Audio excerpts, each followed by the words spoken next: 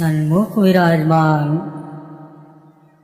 श्री परमहंस महान विभूतियों के सुंदर पावन दर्शन दीदार करते हुए एक बार ऊंचे और मीठे स्वर में मिलकर बोलना जयकारा।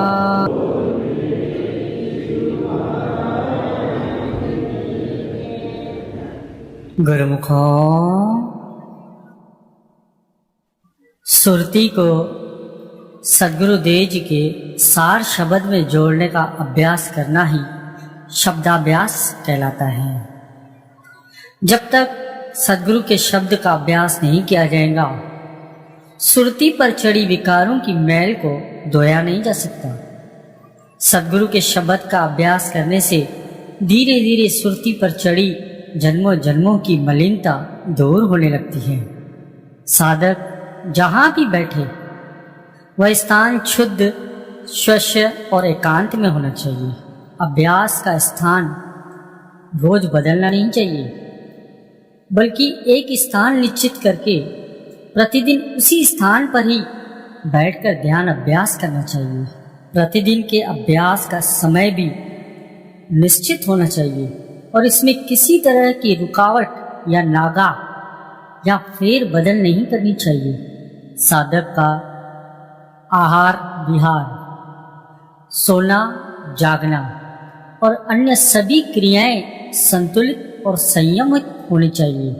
उसे सारे दिन का एक निश्चित कार्यक्रम बनाकर प्रतिदिन नियम पूर्वक उसका पालन करना चाहिए। और जो साधक इन नियमों पर चलकर संयमित जीवन व्यतीत करते हुए भजन ध्यान में अपनी साधना जारी रखता है, वह तेजी से अपने लक्ष्य की ओर अग्रसर होता है। उसका जल्दी ही भजन में ध्यान लगने लगता है। जीवन संतुलित न होने से ही ध्यान अभ्यास में अनेकों विघ्न उपस्थित होते हैं, जिससे कि मन एकाग्र नहीं हो पाता। जितना हो सके रुई की गद्दी या कंबल के आसन पर बैठकर भजन अभ्यास करें।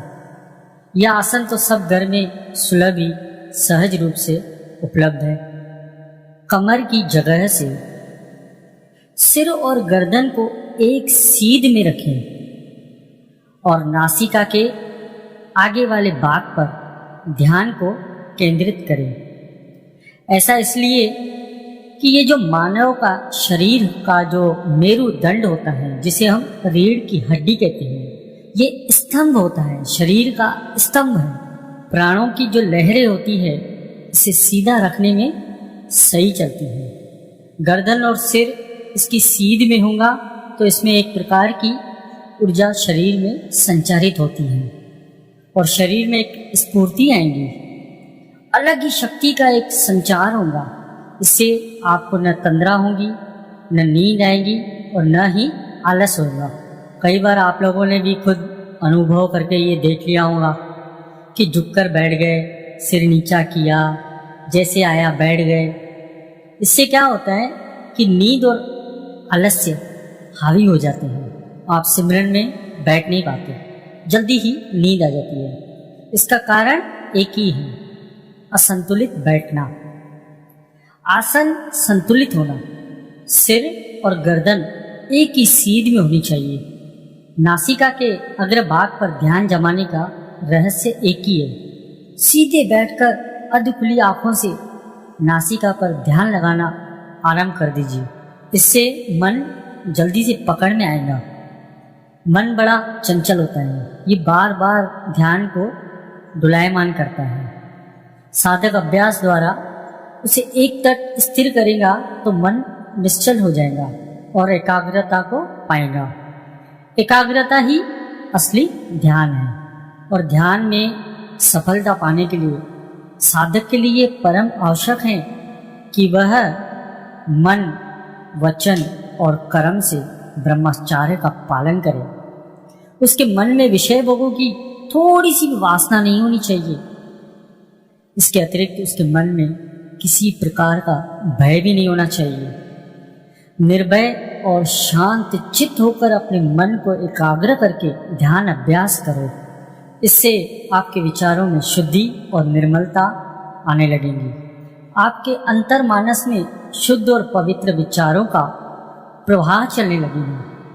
उन विचारों के प्रवाह में जब मन लीन होता है ना, तो ऐसा मालूम होता है कि भगवान मंदिर में नहीं, हमारे अंदर में विराजमान है। तो आपको धीरे धीरे यह एहसास होता जाएगा कि भगवान सच में मेरे अंदर विराजमान है। जैसे एक छोटा बच्चा जब उसके पिताजी उसे पाठशाला में छोड़ने जाते हैं, तो आप स्वयं देखते हो कि उसका मन वहाँ बैठने को नहीं चाहता, वह वापस घर जाना चाहता है। उसका कारण एक ही है, वो घर में खिलौनों के साथ खेलने का आदी हो चुका है। माँ बहन भाई का प्यार, वो घर को छोड़ना नहीं चाहता। उसे वहाँ बैठने को उसका पिता मजबूर करता है कि यहाँ बैठ, पढ़। और उसके इसी आदतों को छुड़ाने के लिए उसका जो अध्यापक होता है उसको तरह तरह के लालच देता है। ऐसे करके कई दिन बीत जाते हैं, उसके साथ यही व्यवहार किया जाता है और वो धीरे धीरे सबको छोड़ने का अभ्यस्त हो जाता है, मतलब आदी हो जाता है।